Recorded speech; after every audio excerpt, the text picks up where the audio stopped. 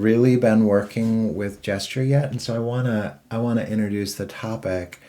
Um, Part of drawing is being accurate, and being accurate in terms of how something looks, and then part of drawing is being accurate in terms of how something feels. And in the beginning, it's a lot easier to be accurate with the way that something feels, and then you move into a stage where it becomes easier to be accurate with how something looks, and then you reapproach how something feels with a different level of skill, and then that becomes really hard to do. So, like the great Disney animators and the great gestural artists of the Italian Renaissance give us these, or Rembrandt in his gesture drawings, they give us these examples of pieces that feel very much alive. They're accurate, but at the same time alive. So the way that we practice gesture is if you think of a person, if you start out with a stick figure for a person, and just a really basic stick figure, and I don't care what you use as the proportions. Like here's somebody's proportions, but I think that proportions are a lot of fun. And so here's somebody's proportions.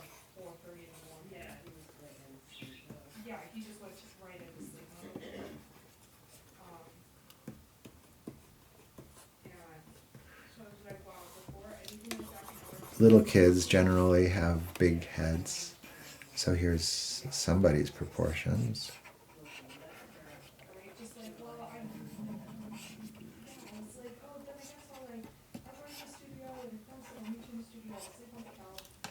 And so just having a little figure like this, and if we add to our little figure a sort of egg shape in here, and if you can think about the pelvis as a kind of underwear shape, we're gonna work on we're gonna work on having we're gonna work on the torso a little bit later on today. But so if you do this, and then it really helps you in terms of establishing the gesture to use those lines, the sagittal transverse and coronal lines. So for instance, if I take the sagittal line and I pass it this way, and I take the transverse line and I pass it this way, you see the way that I've just taken the gesture of his head and turned it inward and down. And I can have him looking at the same thing. I'll take this and turn it inward and down. And I can have her looking at the same thing. I'm going to take it inward and down. So now the gesture of these three things is they're all looking at something that's right here, whatever it is. Okay, and every volume works the same way. So I could be this part of the body, I could turn that way by placing the sagittal line here, the center line there, and I could turn it back a little bit by putting the transverse line as a volume that I'm looking up into, right? I see that there's a shape goes around it like this. If I had done it like this, it would turn it in a different direction. Like I'll do that. If I take this and I turn it that way, it leans it towards me as opposed to leaning away, okay?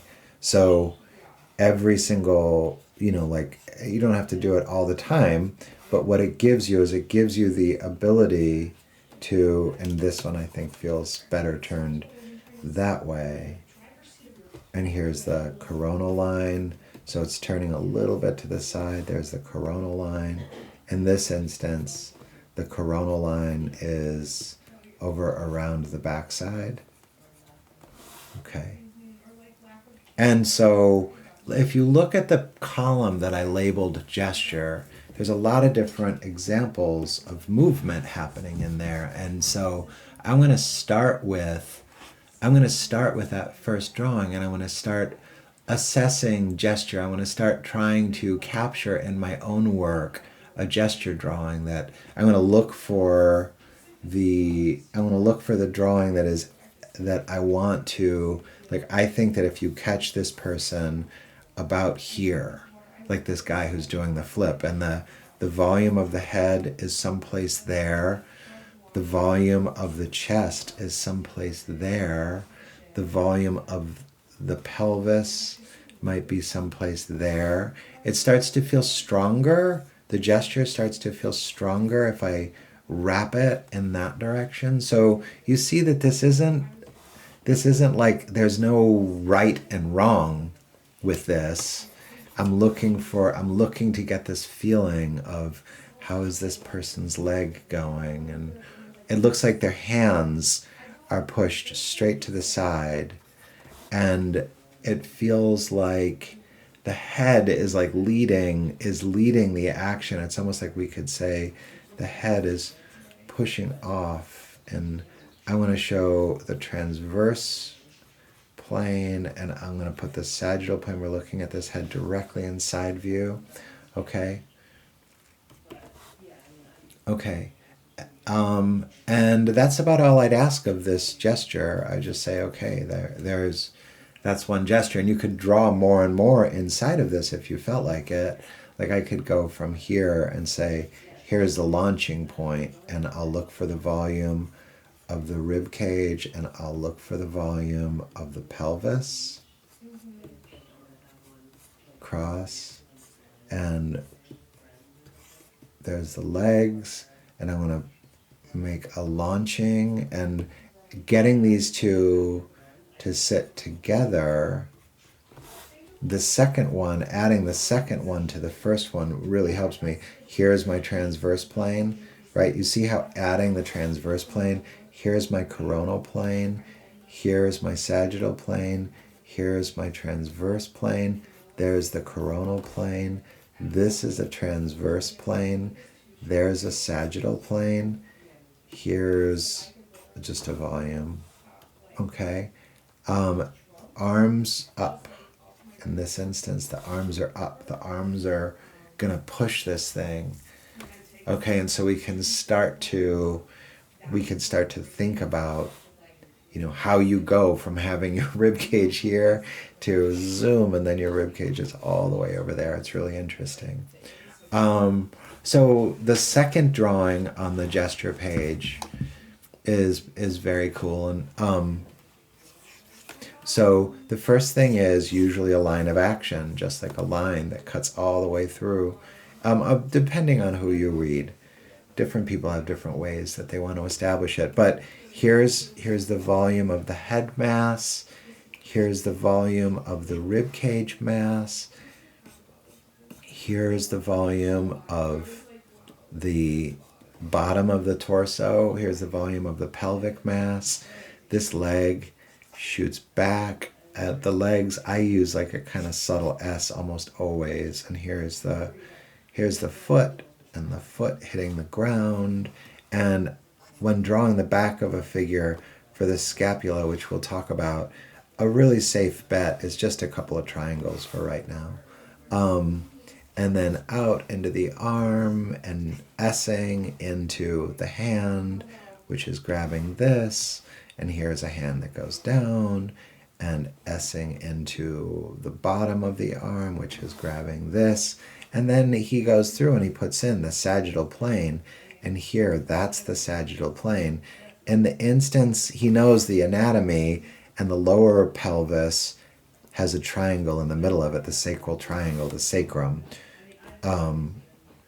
And so that functions as his center line there, okay? And so you can see that there's a turn in the rib cage. You can see that the pelvis is juxtaposing it in this direction. And the pose is full of attitude, right? And that's gesture work. So what I want you to do is I want you to look at these photos and go through and study gesture in them. Like this is a really fun gesture in the third photo down. And then I'll just ask you to work with these and see what you can come up with. But her hips are going in this direction, and I'm gonna set the the pubic bone in this kind of angle, and look at the angle look at the angle of the rib cage, okay? And here I've got a leg. This leg is going to be going all the way to the ground, and there's the ground, and this leg is passing over it. So that's where the weight is being borne. There's a squash and stretch. This side is squashed. This side is stretched. The head, the the volume of the head. And in this instance, in order to make the head feel correct in this, we need to, here's the placement of the transverse plane, and there's the placement of the sagittal plane. So that throws the head back, because the head in this instance is really being thrown back, and the arms are literally forming an S, like more than being arms, they're like this S, okay? So we want to practice, along with practicing our volume and structure, we also want to practice gesture, okay? And I've given you a lot of nice resources here. So I'd like for you to go through and draw, from now on, we'll try to draw about 10 gestures in a day, okay? So I've given you a nice little resource for studying gesture, and don't worry about copying these things with any form of accuracy. Look to capture the spirit of the drawing that you're working in, and then it's a really fun part of drawing. Like it's a very relaxing part of drawing, and for people who are beginning, it has a tendency, in some ways, for all of us, it has a tendency to be our best work for a long time. Our gesture work is our very, very best work for a long time, and maybe forever. Okay,